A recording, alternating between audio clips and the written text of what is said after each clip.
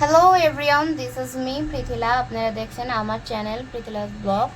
তো নিয়ে এলাম নতুন একটি রেসিপি রান্নার জন্য। তো আজকে রান্না করব সিলেটের একটি বিখ্যাত রেসিপি, যেটাকে ওরা বলে টক। তো মখা মাছ দিয়ে আসলে টক রান্না করব। এটার মূল উপকরণ হচ্ছে মখা মাছ, রসুন, আর হচ্ছে টক। টক এরা আমটাকে আমশি বলে, যেটা শুকনো আম সেটা দেয়। আবার লেবুর রস দিয়েও করে। তো আমার কাছে যেহেতু শুকনো আম নেই, তাই আমি একটা লেবুকে রসটা আর কি বের করে নিয়েছি। তো এখন আগে আমি মখা মাছটাকে ভাজবো। তো ভাজার জন্য কিছু মশলা আসলে মাছটার মধ্যে আগে ইউজ করব। তো দেখে নিন কী কী মশলা ইউজ করছি। তো প্রথমে দিব হলুদ গুঁড়ো, স্বাদ মতো লবণ। যেহেতু মাছ ভাজার জন্য বেশি একটা লবণ লাগবে না, অল্পই লবণ দিলাম, আমি পরে লবণ আবার অ্যাড করব। আর সামান্য গুঁড়া মরিচ। তো এটাকে ভালো করে মাখিয়ে নিব। মাছ ভাজার জন্য আমরা আসলে মূলত হলুদ, লবণ, মরিচ যেই মশলাগুলো ইউজ করি সেটাই মূলত এই রেসিপির জন্য ইউজ করা। আর বাড়তি কোনো মশলা আমি সেই টক রান্নাতে ইউজ করব না। তো মাছটাকে ভালো করে মাখিয়ে নিতে হবে।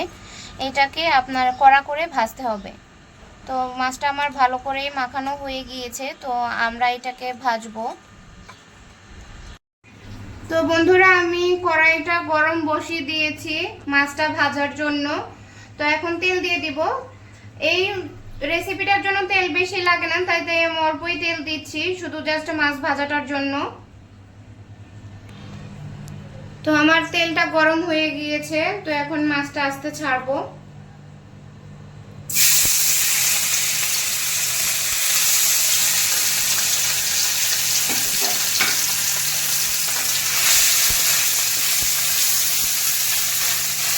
এটাকে ভালো করে কড়া করে ভেজে নিতে হবে।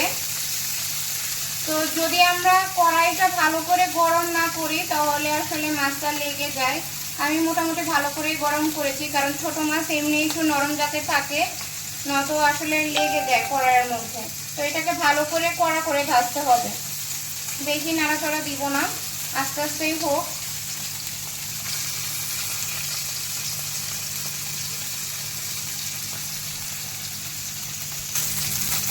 তো বন্ধুরা দেখছেন আমি আস্তে আস্তে ভাজছি। চুলা গাছটা আমি হালকা করে রেখেছি।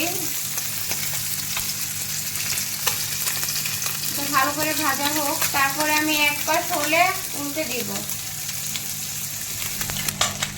তো বন্ধুরা আমার এক পাশ মোটামুটি ভাজা হয়ে গেছে, তো আরেক পাশ উল্টে দিয়েছি।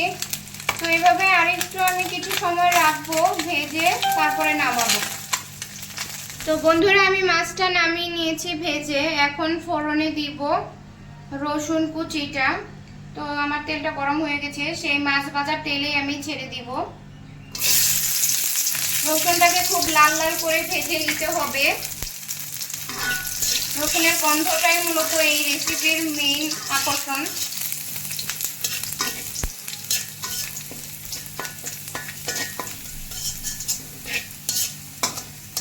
একটু সময় নিয়ে আস্তে আস্তে লাল লাল করে ভেজে নিব রসুনটাকে।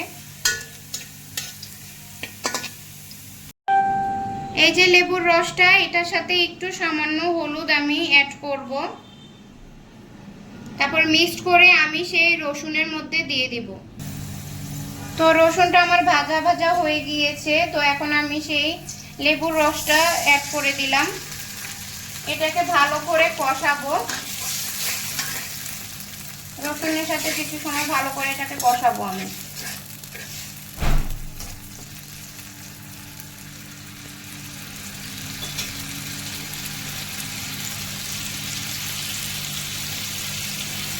লেবুটাকে আসলে যতটা সময় ফুটানো যাবে ততটা এটা টক ভাবটা আসবে, টেস্টটাও খুব ভালো হবে।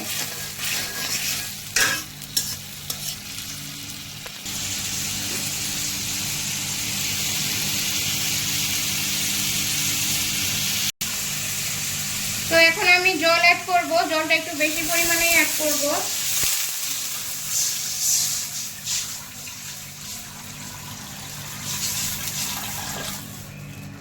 এটাকে ভালো করে ফুটাতে হবে। তো বন্ধুরা এটা ফুটে ওঠা পর্যন্ত অপেক্ষা করতে হবে, এটাকে খুব ভালো করে ফুটাতে হবে। এটা যতটা ফুটাবো আমি ততটা এটা টেস্ট এনহ্যান্স হবে। তো আর আমি সাথে অ্যাড করব লবণ। তো আমি পরিমাণ মতো লবণ দিয়ে দিচ্ছি।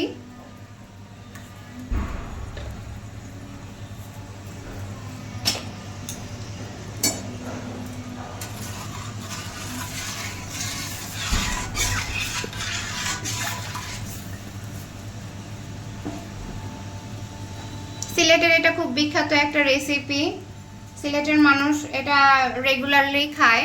তো আমার শ্বশুর বাড়ি থেকে আসলে আমার এই রেসিপিটা শেখা। বন্ধুরা দেখেন আমার টকের ঝোলটা ফুটে উঠেছে। এটাকে যত আসলে ফুটানো যাবে তত এটা খাবারটা আসলে টেস্ট হয়। তো এখন আমি এই যে ভাজি করে রাখা মাছগুলো এটা অ্যাড করে দিব। অ্যাড করে দিয়ে আরও বেশি সময় নিয়ে আমি এটাকে ফুটাবো। প্রায় আরও 5 মিনিটের মতো ফুটালেই আমার টক রান্নার রেসিপিটা কমপ্লিট হবে। বন্ধুরা মাছ দেওয়ার পরে দেখেন এরকমভাবে আমি ফুটিয়ে নিয়েছি। তো এটাকে আসলে যত ফুটানো যায় তত এটার টেস্টটা ভালো হবে। তো আমার রান্নাটা অলমোস্ট কমপ্লিট। তো দেখছেন কালারটা কত সুন্দর এসেছে। আমি অন্য কোনো মশলা ইউজ করি নাই, জাস্ট একটু হলুদের গুঁড়া ইউজ করেছিলাম। টকটা মূলত সিলেটের মানুষেরা এইভাবেই রান্না করে, তো আমি চেষ্টা করেছি ওদের মতোই রান্না করার। তো এরকম নতুন নতুন রেসিপির জন্য আমার চ্যানেলটা সাবস্ক্রাইব করবেন এবং লাইক কমেন্ট শেয়ার করবেন এবং পাশের বেল আইকনটি প্রেস করে রাখবেন। তো ফিরে আসছি ফুল লুকসটা নিয়ে। তো আমার রান্না শেষ, আমি এখন এটাকে নামিয়ে নিচ্ছি।